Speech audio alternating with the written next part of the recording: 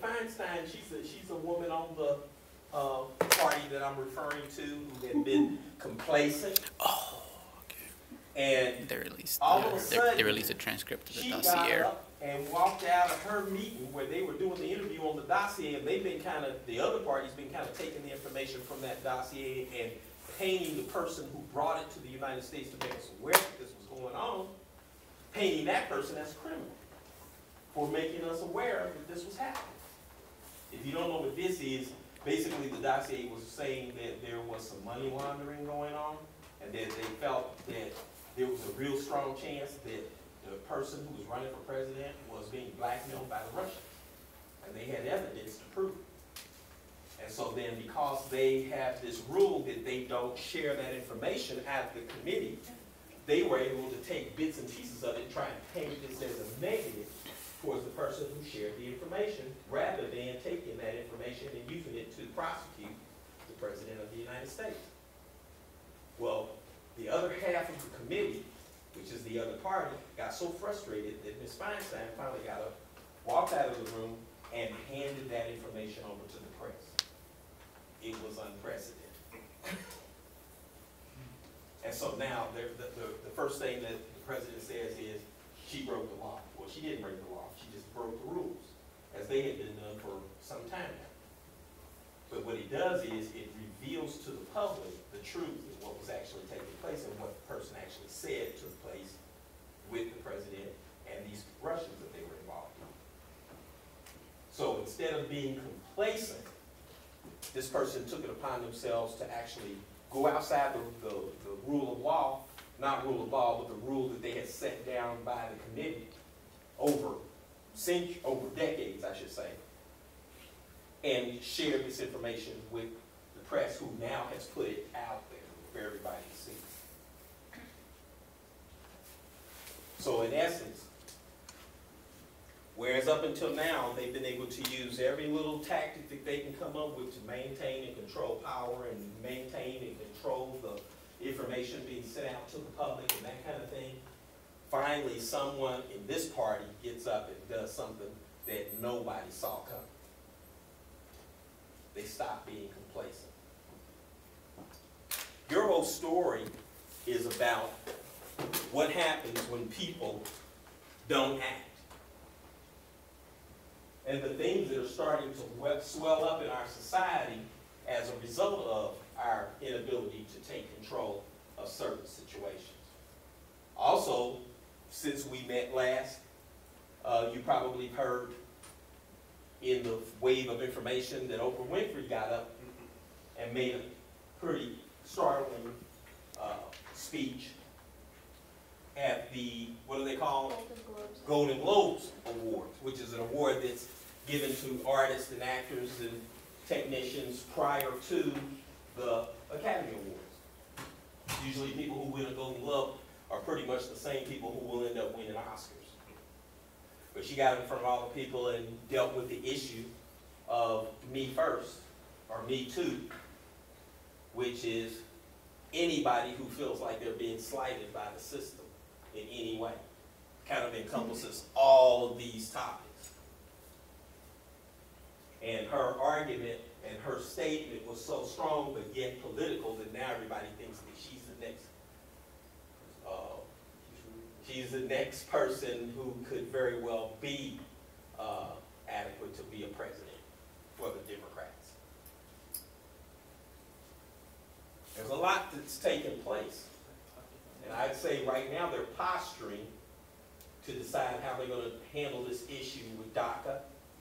The Supreme Court overturned the gerrymandering in Virginia. Did you see that? Yep. That's huge. You know what gerrymandering is? Anybody? Okay, y'all getting that history lesson today. Actually, I heard something that's kind of unique today. The guy explained where the term came from, gerrymandering. Yeah. It was not gerrymandering in this term that we thought, but it was actually named after a guy whose name was Jerry. And the mandarin is a vulture that they used as a symbol, so that kind of consumes things that are sitting there. So this guy would take, back in the 1800s, this guy would actually try and set things up in such a way that no matter what happened during a vote, their party would always win. And right now, that's some of what's being done in some of the states across the country. Is that they're literally going in and they're setting things up in such a way, like one of the things they're doing is saying if you don't vote for 2 consecutive years, then you automatically get knocked off the rolls. So then when you show up to vote, you can't because they don't have your name in the computer anymore. And there are people, the Supreme Court says, no, that's illegal, which is kind of surprising considering that we don't necessarily run the Supreme Court. But that's what they decided, is that it was illegal for them to do that. So that's being debated right now. So gerrymandering is a concept that indicates that one party is going into the district, and in each city is broken up into districts according to race, gender, work, that kind of stuff. And they kind of set it up so that they know that over here is going to vote stronger for Republicans, and this area over here is going to vote stronger for Democrats. So what we're going to do is we're going to put some rules in play that we know that they're going to break, so that it disqualifies them from being able to vote and strengthens our chances of winning every election that ever takes place. And That makes sense? And also they expand the counties too. So that it includes more of the people that they depend on to vote. it's like putting Piper in Johnson County. They have to win in Johnson County. So you hearing all this? Here's much. This is how things are going out We there. got this over the break. It's basically in a downturn.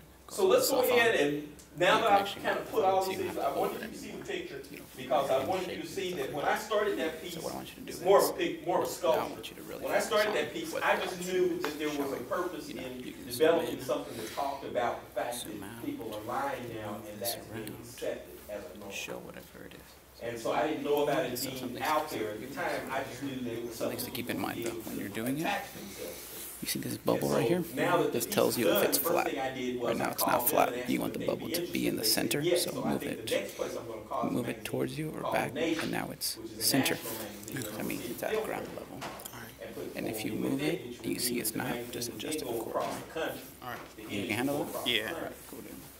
You guys have the potential of pulling off the same thing with this concept.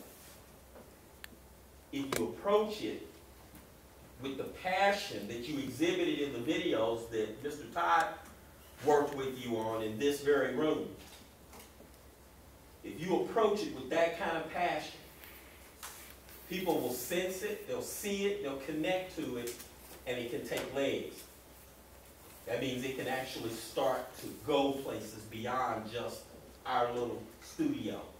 But it can end up, it's already gonna go on the television and cable station for Wyandotte County. So then the next thing would be for maybe KPRT to see it and say, hey, we really like what those young people did, we wanna put it on KPRT. And then maybe a magazine like The Nation, or maybe Casey Studio, or some of these other organizations will see it and hear about it, and they'll wanna show it as well. You just never know. But the key is expressing your views in such a way with such passion that people can't ignore what you're trying to say. So the first thing that we're gonna do is go over the script so that everybody can kind of refamiliarize yourself with what you've done so far. Then we're gonna try and go in and refine that and develop it into the piece that's gonna be what we start working on rehearsing. And that'll also help us to identify who are gonna play the specific roles, and it'll help us with our costuming, because we'll know who has to wear what size in order to do their role and their part. So, Ms. Cynthia, you wanna go ahead and just start doing the reading? Actually, I was going to say, because if we look at the script here, we have 4 of the writers that wrote their own piece. Okay? So I actually would like to hear it from them so that we All right. can kind of get an idea of what it is that they're trying to say. So the first person is Joseph McCrae. Do you want to go ahead and... Now, if you're gonna do it in place, you need to stand and you need to speak loud so we can all hear you, okay? If you want to, you can come up to the front, whichever you prefer. I can tell you right now, in college, they're gonna always make you come up to the front. Come join us. Or me. Oh. I'll get out of Hey, while they're doing this, Tech Crew, I want you to take notice of a few things.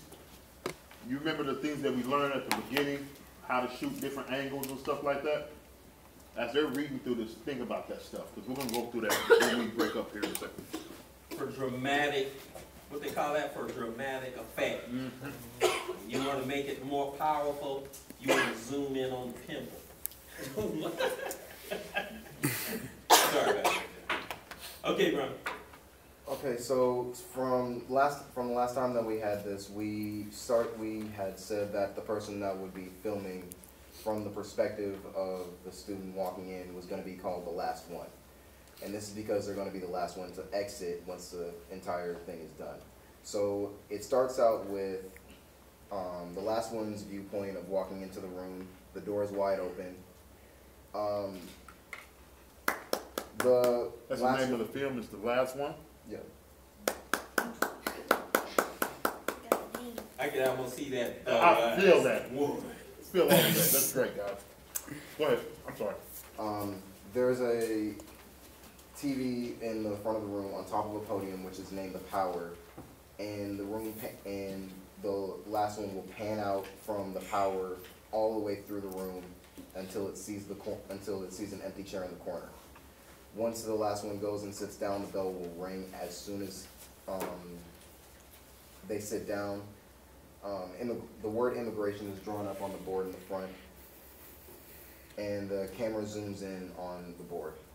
We'll have a few people actually be instigators, and the instigator would be someone in a Make America Great Again shirt. And what they do is they plug in the TV, and it would show. Didn't we say that Donald Trump would be on the TV winning the election? Or at least some kind of a announcement of that effect, of that project. Okay. The first instigator would walk up to one child wearing a DACA shirt, or just the word DACA across the shirt, and they would say, "Why is this wetback sitting in my seat? All of these immigrants are invading our country and stealing our stuff."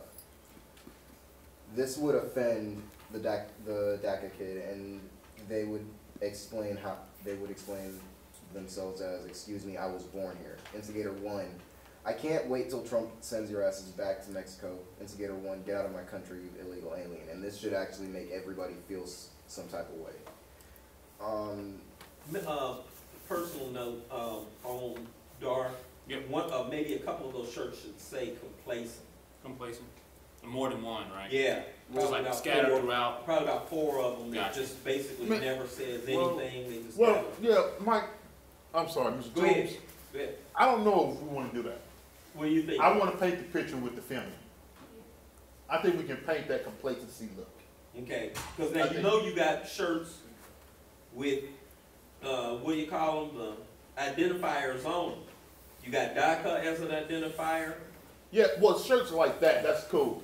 Okay, so you don't want to have shirts that have people who don't never say anything? I don't want shirts that has adjectives of what that role is. Okay. Well, if we didn't want to do the role, we could just have them wear white shirts or black shirts to show that they're not for one certain part of their story. No, I mean, I thought you guys were coming up with shirts like DACA, like, They're like, well, they're supposed to be like subtle things, like instead of just saying, "I support DACA," like, "I'm with the Dreamers," or like, yeah, stuff like that. Instead of saying like, I don't know, just those subtle things that you Like, make America great. Yeah. That's subtle, but Yeah, not like. Now the question then becomes, Yeah, are we like, saying here that we would rather have a phrase like that versus the actual identifier? Yeah. yeah. Because it makes it more believable. I think, yeah, because you wouldn't see people walking around like I'm complacent. with, yeah. Such I right. don't know. I wouldn't see people walking like Or like, I'm around Ireland or with something. or with that kind of stuff. on. Okay, so part of our task, we're gonna let him finish, but part of our task for today will be to decide exactly what those shirts need to have on, Yeah, because that's we what I need was to trying to argue. get at. So when we're writing, we wanna make sure we get that nailed down today. Sorry. Okay. So we should get shirt sizes for everybody. Yeah, for the people who might end up wearing those particular shirts. Okay, so right after the reactions, one kid will stand up. They'll have some type of subtle way of showing that they're supporting Black Lives Matter. And You they'll can say have a this Black to the Lives Matter shirt, right there. Okay, go ahead, I'm sorry. It's okay. They'll go to the instigator and ask, why are you getting so mad at someone who came to this country but your ancestors did the same exact thing?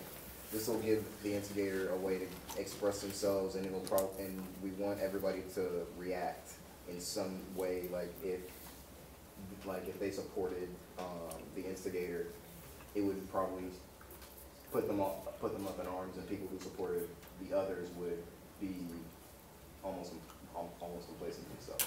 Okay. So the DACA kid would come back in. Another DACA kid would come back in and say, "You don't have it as bad as we do." This would cause another kid who supported Black Lives Matter to say, "Our ancestors were brought here against their will." Everybody, the second DACA. Can I just? Yeah, go ahead, just read it. Everybody knows you don't want to learn anyway. Maybe Trump should have deported you back to your country, and this will cause the DACA kids and the BLM kids to argue, while the instigators and bystanders would just watch on. And that's all I had for now. Okay. Okay, great. It's good. Okay, so we'll take that and flush it through a little bit more, make sure we got it all pretty much nailed down the way we need it, and we'll also zero in on those shirts for that group today. And then what do we got next? I believe, if I'm not mistaken, the other 3 people, it's basically observations of that same thing, right? Or is there anything else that you guys want to add? It's pretty on point. Yeah, because those were, like, the notes I had, they were from when we were, like, doing the provoking exercise. Mm-hmm. So those were the notes, and we all kind of worked on the. So we still need to work on Irma's topic, is that right? Are we still developing this? We're still, well, we only got to one top. One Because really, discussion we were point just, there. I feel like we were mostly in the immigration Yeah. and then we were gonna scene, turn as it- far as like the other 3 didn't really get flushed out last time. Okay. And then the other one, what's the other piece under Olivia's piece? Is it all integrated in there too? Well, at the bottom, it was kind of showing how we're going to transition, like how the DACA person and the Black Lives Matter person, they were kind of getting into it. And then the instigator. At the Okay, so we broke from there to sexual assault wait. into that area. Okay, so that's where you guys left off. Where are we? How are we getting to the sexual assault? That's what we still need to work on. I think we were talking about, well, like the instigator was like, if I were a cop, I would have shot you right now. And then that kind of shifts over to the police brutality. Piece. Yeah, but I don't think we didn't get too. So this is where we're picking up. Okay. It's right here.